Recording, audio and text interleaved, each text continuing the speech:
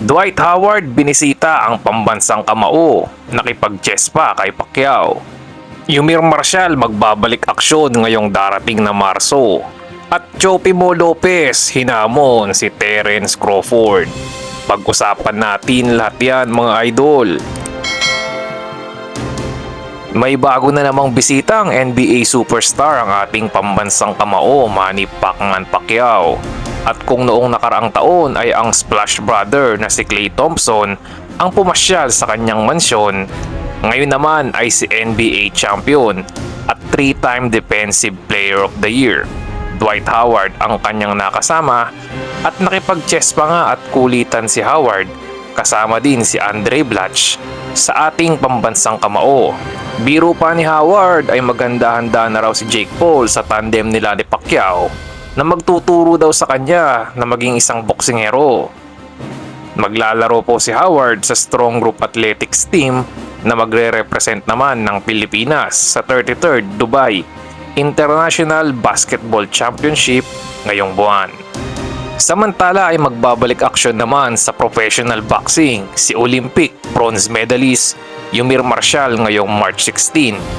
At good news po para sa ating mga boxing fans dahil dito sa Maynila gaganapin ang kanyang susunod na laban.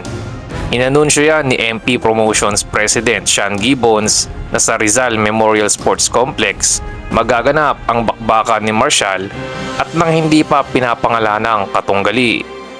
Ito ang magiging unang aksyon ni Marcial sa professional boxing matapos magwagi ng silver medal noong nakaraang Asian Games.